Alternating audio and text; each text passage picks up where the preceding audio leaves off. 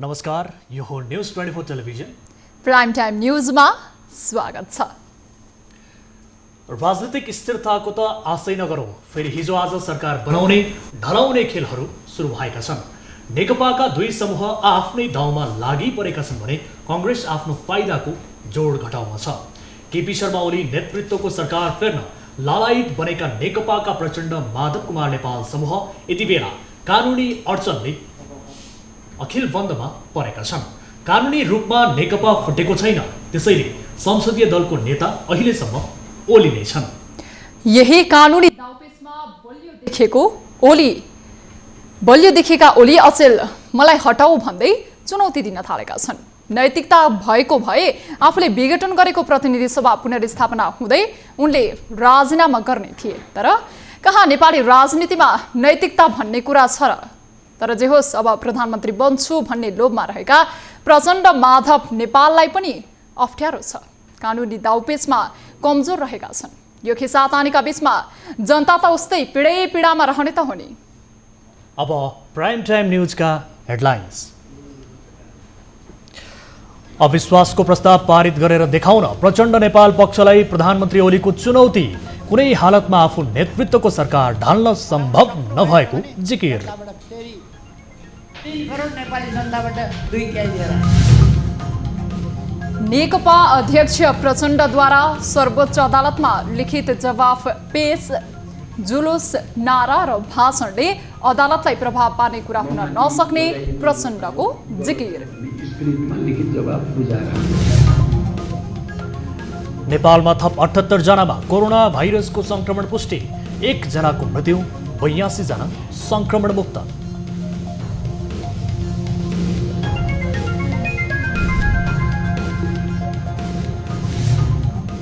स्थानीय तहमा भ्रष्टाचार बढ्यो।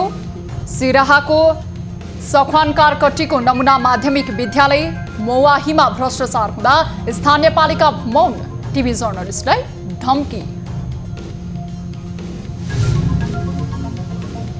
र स्थानीय तहसम्म हुने नियुक्तिमा राजनैतिक चलखेल। अछामको रामा रोशनमा राम्रा भन्दा हाम्रा मान्छे छान्ने प्रवृत्ति बढ्यो, स्थानीय रुष्ट।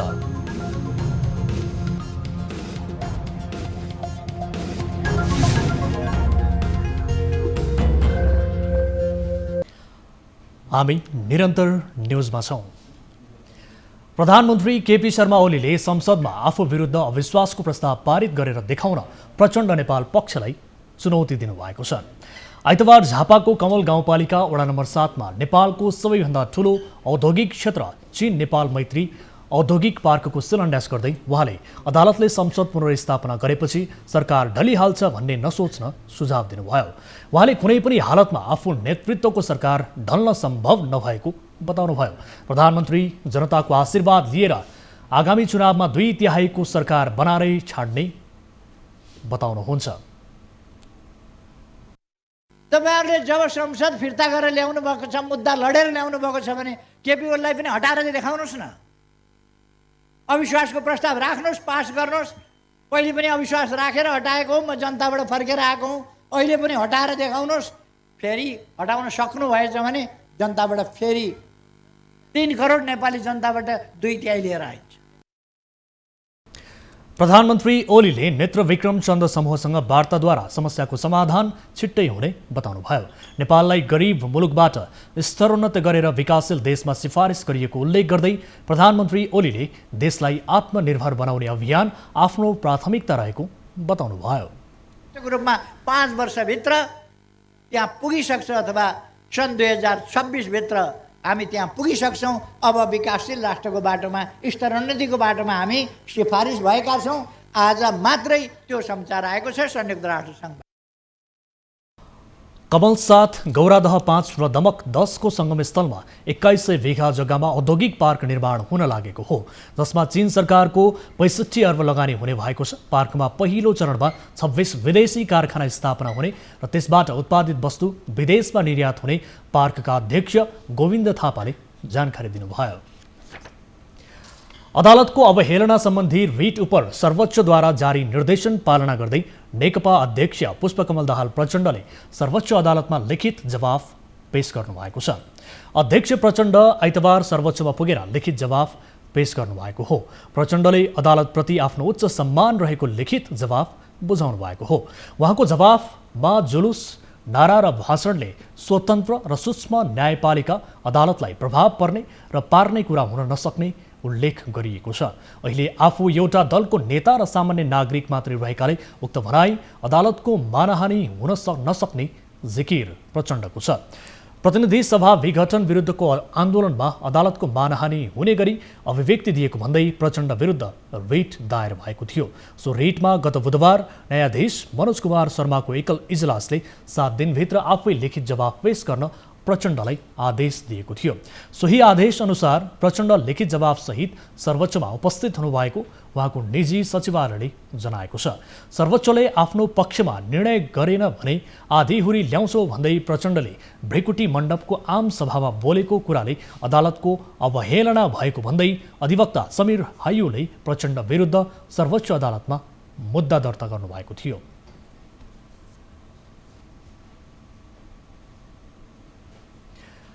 नेकपा प्रचण्ड नेपाल पक्षका नेता भीमबहादुर रावलले आफूहरूले नेतृत्व गरेको नेकपा नै आधिकारिक भएको दावी गर्नुभएको छ। उहाँले सबै कमिटीमा आफूसँग बहुमत रहेको पनि बताउनु भएको छ। सर्वोच्च अदालतले प्रतिनिधि सभा पुनर्स्थापना गरिसक्दा पनि प्रधानमन्त्री केपी शर्मा ओलीले पदबाट राजीनामा नदिनु अर्को असंवैधानिक कदम भएको उहाँको टिप्पणी छ। नेता रावलले केपी शर्मा ओली जस्तो असंवैधानिक र अनैतिक नेता कोही पनि नभएको बताउनु भयो। आफूहरूको मुख्य लडाई भनेको लोकतान्त्रिक मूल्य र मान्यताको रक्षाका लागि भएको उहाँको भनाइ छ।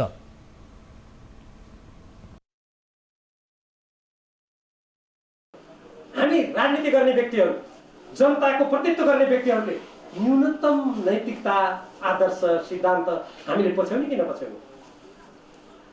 के कुनै देशलाई नेतृत्व गर्छु भन्ने व्यक्ति, म राष्ट्रलाई हाँक्छु भन्ने व्यक्ति यति अनैतिक, यति आदर्शहीन, यति अवसरवादी, यति स्वार्थी बन्न मिल्छ? उहाँले नेकपाको विधान र संसदीय दलको विधान अनुसार आफूहरू अघि बढेको पनि स्पष्ट पार्नुभयो। रावलले अहिले आफूहरूको मुख्य विषय प्रधानमन्त्री ओलीमाथि भएकाले राष्ट्रपति विद्यादेवी भण्डारीलाई कारबाही नगर्ने जिकिर पनि गर्नुभयो। पछिल्लो 24 घण्टामा नेपालमा 78 जनामा कोरोना भाइरसको संक्रमण पुष्टि भएको छ। स्वास्थ्य तथा जनसङ्ख्या मन्त्रालयका अनुसार आइतबार मुलुकका विभिन्न प्रयोगशालामा 2532 PCR परीक्षण गरिएकोमा 78 जनामा संक्रमण पुष्टि भएको हो। यो सँगै नेपालमा कोरोना भाइरसबाट संक्रमित हुनेको संख्या 2,74,143 पुगेको छ। नेपालमा 962 सक्रिय संक्रमित रहेका छन्। त्यस्तै पछिल्लो 24 घण्टामा थप 82 जना संक्रमण मुक्त भएका छन्। हालसम्म निको हुनेको संख्या 2,70,407 रहेको छ। यसैगरी पछिल्लो 24 घण्टामा 1 जनाको कोरोना संक्रमणबाट मृत्यु भएको छ। यो सँगै कोरोनाबाट मृत्यु हुनेको संख्या 2,774 रहेको छ। हालसम्म देशभर 21,62,936 जनाको नमुना PCR परीक्षण भएको छ। क्वारेन्टिनमा 78 जना रहेको बताइएको छ।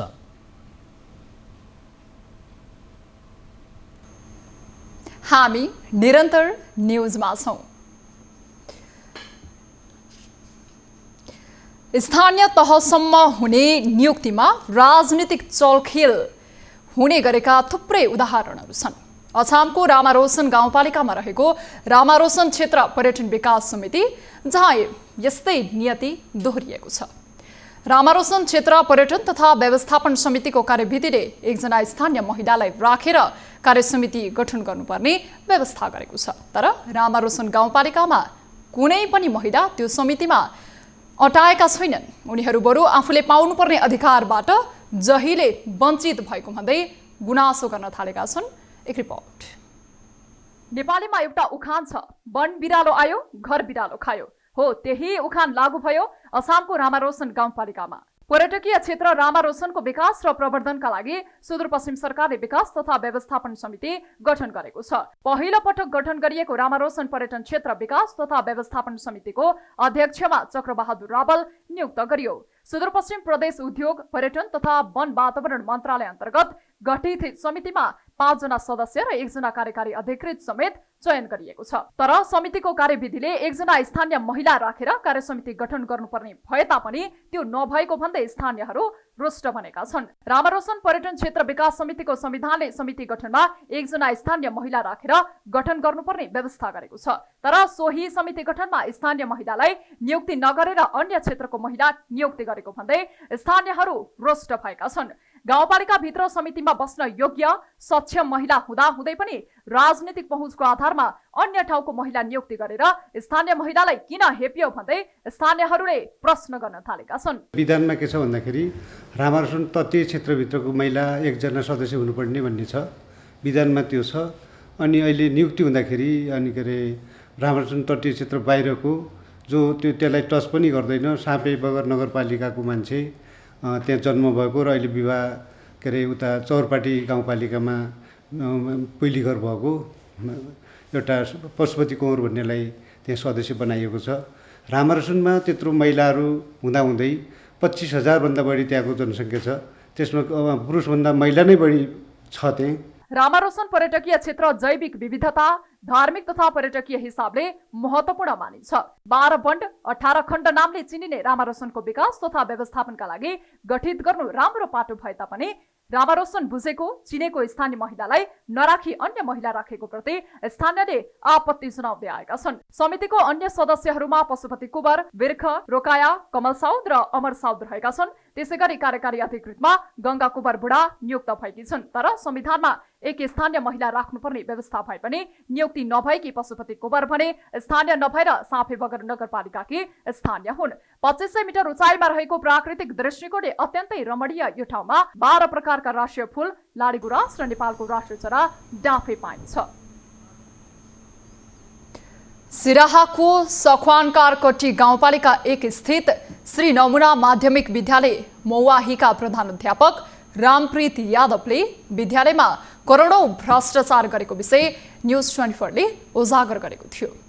प्रधानाध्यापक यादवले विद्यालयमा करोडौंको हिनामिना गरेको विषय सतहमा आएपछि हामीले स्थानीय सरकारको समेत ध्यान आकर्षण गरायौं। तर भ्रष्टाचारको आरोपमा मुछिएका प्रधानाध्यापकलाई जोगाउन अहिले गाउँपालिका अध्यक्ष नै हरेक प्रयास गरिरहेका छन्। गत शनिबार सखवानकारकट्टी गाउँपालिकाले आयोजना गरेको तेस्रो झण्डा मेला महोत्सव उद्घाटन कार्यक्रममा सम्बोधन गर्ने क्रममा गाउँपालिका अध्यक्ष केदारनाथ यादवले नमुना माध्यमिक विद्यालयमा कुनै पनि भ्रष्टाचार नभएको दाबी सार्वजनिक मञ्चबाटै गरेका छन्। यति मात्र होइन, गाउँपालिका अध्यक्षले कार्यक्रममा उपस्थित स्थानीय पत्रकारका अघि न्युज 24 टेलिभिजन विरुद्ध जुन पत्रकारले समाचार लेख्छ त्यस पत्रकारलाई गाउँपालिकाले पुरस्कार दिने जस्ता दरिद्र र गैर जिम्मेवार पूर्ण अभिव्यक्ति समेत दिन भ्याए। एक रिपोर्ट। सिराहाको सखवानकारकट्टी गाउँपालिका 1 स्थित श्री नमुना माध्यमिक विद्यालयलाई प्रधानाध्यापक रामप्रीत यादवले नै भ्रष्टाचारको अखडा बनाएको विषय कार्यक्रम कल 24 को निशानामा परेको छ। विद्यालयको पूर्वाधार निर्माण तथा शैक्षिक सामग्री खरिदमा चरम अनियमितता गरेको आरोप उनीमाथि छ। पूर्वाधार निर्माणदेखि शैक्षिक सामग्री व्यवस्थापन शीर्षकमा आर्थिक वर्ष 2075-76 मा छुट्याइएको 1,50,00,000 रुपैयाँ प्रधानाध्यापक यादवले अनियमितता गरेको र उक्त अनियमिततामाथि छानबिन हुनुपर्ने माग स्थानीय अभिभावक र विद्यालय व्यवस्थापन समितिले नै गरिरहेको छ। हामीले विद्यालयमा भइरहेको भ्रष्टाचार अनियमितताको सत्य तथ्य बुझ्न विद्यालयका प्रधानाध्यापक यादवलाई बारम्बार सम्पर्क समेत गर्यौं। उनले हामीलाई चुनौती दिँदै शुक्रबार बिहान 10 बजे नै विद्यालयमा भएको खर्च विवरण सार्वजनिक गर्ने प्रतिबद्धता जनाएका थिए। तर उनी लाइभ कार्यक्रम मार्फत गरिएको प्रतिबद्धतामा भने चुके। अर्थात् उनले शुक्रबार विद्यालयमा उपस्थित स्थानीय अभिभावक, बुद्धिजीवी र व्यवस्थापन समितिका सदस्य र पत्रकारहरू समक्ष आफूले बोले अनुसारको हिसाब पारदर्शी ढंगले देखाउन सकेनन्। विद्यालयहरू स्थानीय सरकार निहित हुने भएकाले हामीले सखवानकारकट्टी गाउँपालिकाका अध्यक्ष केदारनाथ यादवको पनि यस विषयमा ध्यान आकर्षण गरायो र अध्यक्ष यादवलाई विद्यालयमा उपस्थित हुन आग्रह गर्यो। उनी पनि आफूले जनाएको प्रतिबद्धतामा चुके र शुक्रबार विद्यालयमा स्थानीय सरकारका कुनै पनि प्रतिनिधिको उपस्थिति देखिएन। तर बारम्बार कोसिस गर्दा पनि हाम्रो सम्पर्कमै आउन नचाहेका गाउँपालिका अध्यक्ष यादवले भने शनिबार एक सार्वजनिक कार्यक्रममा न्युज 24 ले गलत समाचार सम्प्रेषण गरेको आरोप लगाए। नमन्ना विद्यालय सखुआ ननकार कट्टी में छे वही के अखनी विस्तृत रूप में चारों तरफ विभिन्न मीडिया सब चर्चा परिचर्चा कर रहल छे।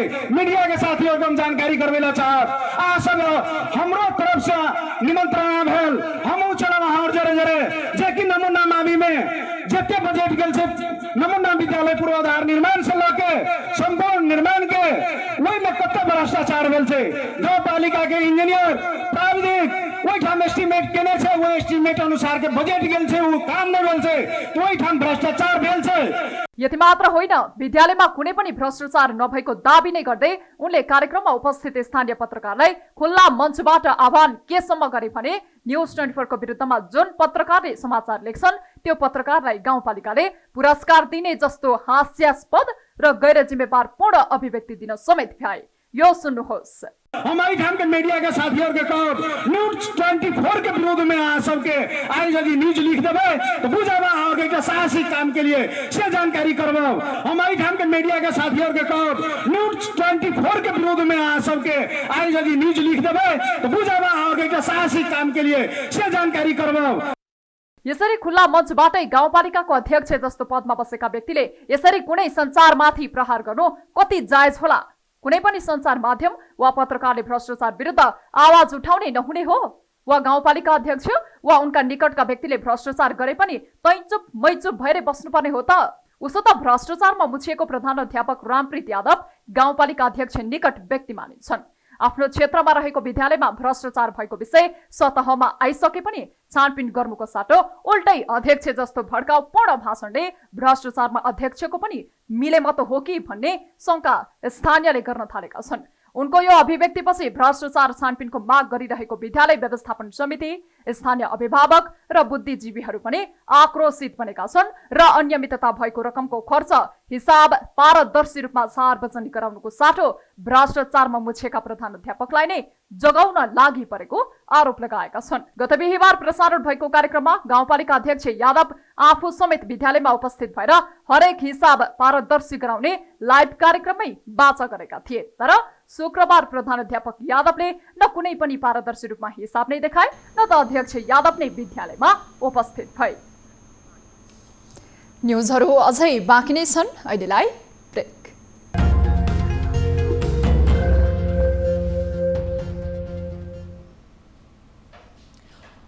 हामी निरन्तर न्युजमा छौं। जिल्ला ट्राफिक प्रहरी कार्यालय रूपन्देहीको भवन निर्माण भएको छ। 1.5 करोडको लागतमा 2 तलाको ट्राफिक प्रहरीको भवन निर्माण भएको हो। 2054 सालमा स्थापना भएदेखि रूपन्देही ट्राफिक विभिन्न स्थानको घर बहालमा बस्दै आएको थियो। आइतबार भवनको उद्घाटन गर्दै नेपाल प्रहरीका प्रहरी महानिरीक्षक शैलेश थापा क्षेत्रले नयाँ र आधुनिक भवनबाट ट्राफिक प्रहरीको सेवा पनि नयाँ र आधुनिक किसिमको हुनुपर्ने बताउनुभयो। प्रहरीको व्यवहार रुग्ण हुने गरेको गुनासो आउने गरेको भन्दै उहाँले व्यवहारलाई विनम्र बनाउन प्रहरीलाई निर्देशन समेत दिनुभयो। उहाँले आम नागरिकको सहयोग बिना प्रहरीले काम गर्न नसक्ने भन्दै अपराधको रोकथाम तथा नियन्त्रणका लागि सबैको सहयोग आवश्यक रहेको बताउनुभयो।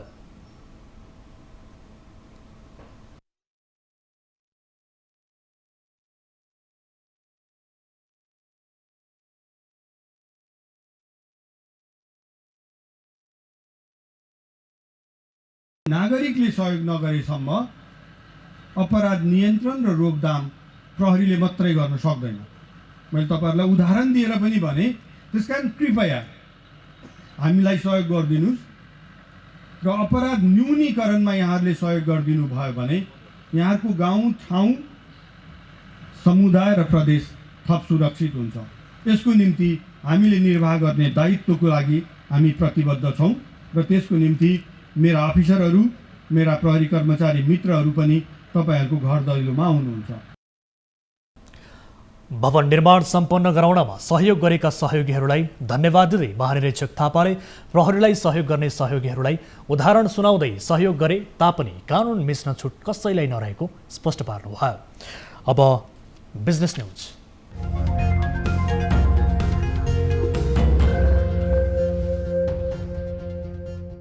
संयुक्त राष्ट्रसङ्घीय विकास नीति समितिको निर्णयसँगै अबको 5 वर्षमा नेपाल विकासशील राष्ट्रमा रूपान्तरण हुने भएको छ। हरेक 3 वर्षमा सिडिपीले स्तरोन्नतिका विषयमा समीक्षा गर्दै आएको छ। यसपटक 22 देखि 26 फेब्रुअरीमा भएको समीक्षाले नेपाललाई स्तरोन्नतिका लागि सिफारिस गरेको हो।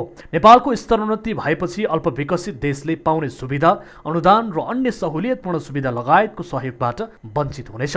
नेपालको निर्यात, व्यापार र मध्यम स्तरका उद्योग व्यवसायलाई प्रभावित हुन नदिन सरकारले भावी गन्तव्य योजना सहितको रणनीति तर्जुमा गरी अघि बढ्नुको विकल्प नरहेको अर्थविद डाक्टर गोविन्द बहादुर थापाको भनाइ छ। चीन पनि विकासशील हो, चीन पनि विकसित मुलुक मानिँदैन राष्ट्रसङ्घको परिभाषा अनुसार, होइन?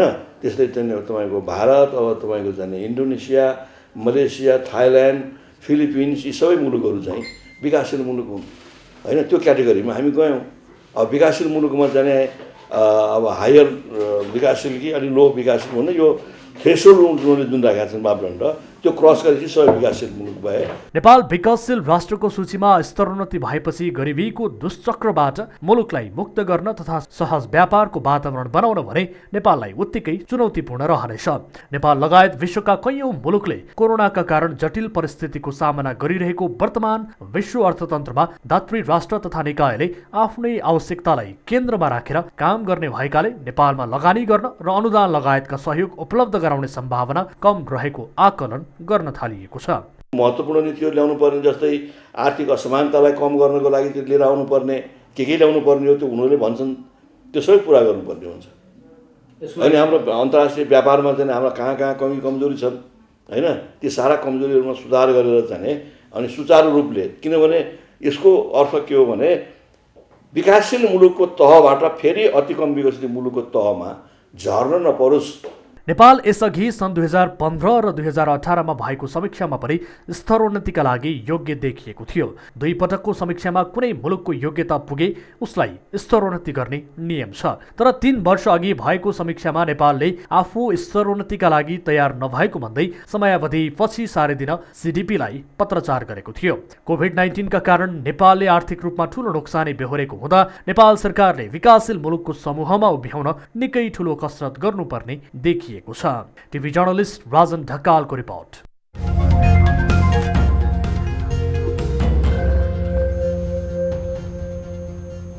अब विद्या बस्नेतका साथमा फटाफट न्यूज।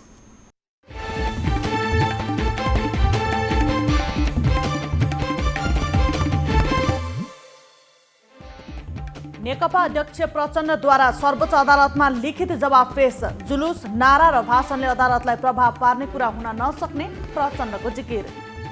अविश्वासको प्रस्तावबाट आफूलाई हटाएर देखाउन प्रचण्ड माधव समूहलाई प्रधानमन्त्री केपी शर्मा ओलीको चुनौती। देशको विकास रोक्न आफूलाई हटाउन खोजेको ओलीको दाबी। थप 50 लाख डोज कोरोना विरुद्धको खोप किन्ने सरकारको तयारी। खोप अभियान नयाँ चरणमा प्रवेश गरेको स्वास्थ्य मन्त्री हृदय त्रिपाठीको भनाई। कांग्रेसको 14औं महाधिवेशनको सभापतिमा उम्मेदवारी दिने सुजाता कोइरालाको घोषणा। सबै जिल्लामा गएर कार्यकर्ता भेट्ने तयारी।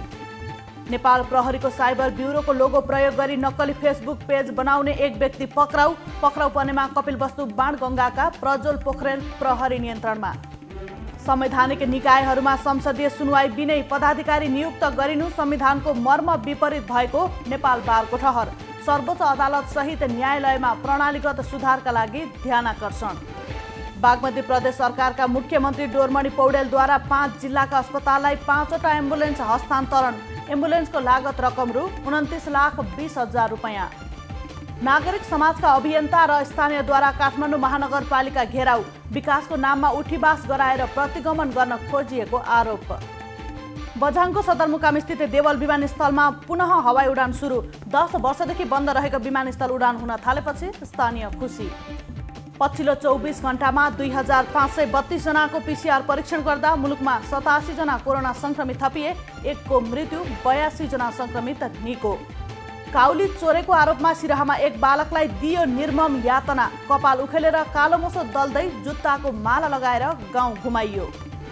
सर्वोच्च अदालतले प्रतिनिधि सभा पुनर्स्थापना गरिसक्दा पनि प्रधानमन्त्री केपी शर्मा ओलीले पदबाट राजीनामा नदिनु अर्को असंवैधानिक कदम भएको भीम बहादुर रावलको भनाई। सबै कमिटीमा आफूहरूसँग बहुमत रहेको दाबी। पोखरा स्थित पर्यटकीय गन्तव्य फेवातालको नयाँ क्षेत्रफल र सिमाना कायम। नयाँ सीमाङ्कन अनुसार फेवाताल सीमारेखाको परिधि 18 किलोमिटर, नयाँ क्षेत्रफल 5.73 वर्ग किलोमिटर। संसदमा हुने समीकरण अनुसार कांग्रेसले आफ्नो रणनीति बनाउने महामन्त्री शशाङ्क कोइरालाको भनाई। नेकपाका दुवै समूहलाई कुनै समर्थन नरहेको प्रश्नोक्ति। एक छाक खाएर मुख्यमन्त्री कार्यालय अगाडि वादी समुदायको दिनहुँ धरना। मुख्यमन्त्री र मन्त्रीले अहिलेसम्म चासो नदिएको प्रति गुनासो। सुत्केरीको मृत्यु भएपछि प्युठान अस्पताल विरुद्ध नाराबाजी। डाक्टरको लापरवाहीका कारण मृत्यु भएको आफन्तको आरोप। वैज्ञानिकले पत्ता लगाए टिबी रोगको नयाँ औषधि, 90% उपचार सफल। आज शेयर बजारमा परिसूचक नेप्से 3.12% अर्थात् 79.74 अङ्कको गिरावट। होटल तथा पर्यटन बाहेकका सबै उपसमूह राताम्य। यस पटकको हिउँदमा औसतभन्दा कम वर्षा र प्रदूषण बढी। अब प्री मनसुनका गतिविधि सुरु हुने मौसमविदको भनाई। शहीद स्मारक बी डिभिजन लिग फुटबलमा बोइज युनियन क्लबको सहज जित। नयाँ बस्ती युवा क्लबलाई 3-0 गोल अन्तरले पराजित। स्पेनिस ला लिगा फुटबलमा उपाधि दावेदार बार्सिलोनाको सहज जित। सेभिया 2-0 गोल अन्तरले पराजित। म्यानमारमा प्रदर्शनकारीमाथि प्रहरीले गोली चलायो। कम्तीमा 3 जनाको मृत्यु, 20 जनाभन्दा बढी घाइते। राष्ट्रसङ्घका लागि म्यानमारका राजदूत बर्खास्त। सैनिक शासन विरुद्ध अभिव्यक्ति दिएको आरोप। र बङ्गलादेशमा प्रहरी र प्रदर्शनकारी बीच झडप हुँदा दर्जनौं मानिस घाइते। घटनामा सरकारी पक्ष नै संलग्न भएको आशंका।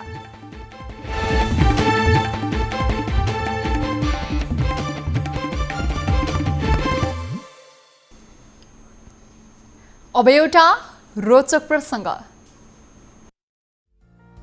जिन्दगीमा आफ्नो सोख पूरा गर्नका लागि कतिपय मानिसहरू जुनसुकै हदसम्म जान पनि तयार हुन्छन्। क्यानाडाका एक युवकले आफ्नो स्वरूपलाई ड्रागन जस्तो बनाउनका लागि जुन हरकत गरेका छन् त्यो डरलाग्दो छ। क्यानाडाको भ्यानकुभरमा बस्ने जोसुआ बन्स नामका ती 30 वर्षीय युवक आफ्नो लुक्सका कारण सोसियल मिडियामा भाइरल छन्। उनी ड्रागन जस्तो देखिन चाहन्छन् र आफ्नो त्यो इच्छा पूरा गर्नका लागि कयौं पटक शरीरको शल्यक्रिया समेत गरिसकेका छन्। त्यसका लागि उनले 20,000 अमेरिकी डलर बराबरको रकम खर्च गरिसकेका छन्। आफ्नो घरपालुवा सर्प जस्तो देखिनका लागि गरेको सर्जरीका कारण उनले रियल लाइफ ड्रागन बनिसकेका छन्। उनले आफ्नो शरीरको छाला मात्र होइन, कान र नाकको आकार समेत परिवर्तन गरिसकेका छन्। छालामा सर्पको टाटेपाटे बनाएका छन्। जिब्रो तथा कान काटेर तथा सिलाएर अनौठो प्रकारको बनाएका छन्। त्यस्तै उनले आफ्नो टाउकोमा समेत सिङ निकालेका छन्। अब प्राइम टाइम न्यूज सक्नु अघि अहिलेसम्मका हेडलाइन्स पुनः एकपटक। अविश्वासको प्रस्ताव पारित गरेर देखाउन प्रचण्ड नेपाल पक्षलाई प्रधानमन्त्री ओलीको चुनौती। कुनै हालतमा आफू नेतृत्वको सरकार ढाल्न सम्भव नभएको जिकिर। नेकपा अध्यक्ष प्रचण्डद्वारा सर्वोच्च अदालतमा लिखित जवाब पेश। जुलुस, नारा र भाषणले अदालतलाई प्रभाव पार्ने कुरा हुन नसक्ने प्रचण्डको जिकिर। लगाइएको यो आरोप गलत छ भन्ने स्पिरिटमा लिखित जवाब बुझाएर। नेपालमा थप 78 जनामा कोरोना संक्रमण पुष्टि। 1 जनाको मृत्यु, 82 जना संक्रमण मुक्त।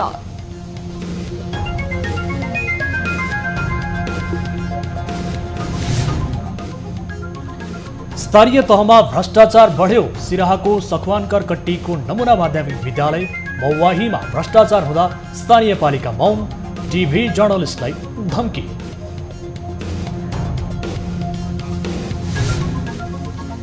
र स्थानीय तहसम्म हुने नियुक्तिमा राजनीतिक चलखेल। अछामको रामारोशनमा राम्रा भन्दा हाम्रा मान्छे छान्ने प्रवृत्ति बढ्यो। स्थानीय रुष्ट।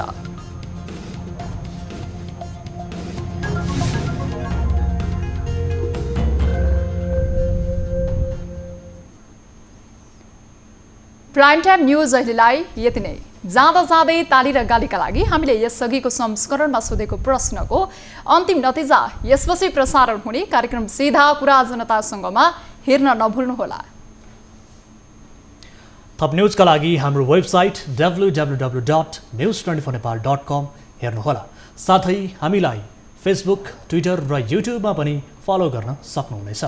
यस्तै मोबाइल, भाइबर र इमेलबाट न्युज 24 को हेल्प डेस्कमा कुनै समस्या र गुनासो छ भने टिपाउन सक्नुहुनेछ।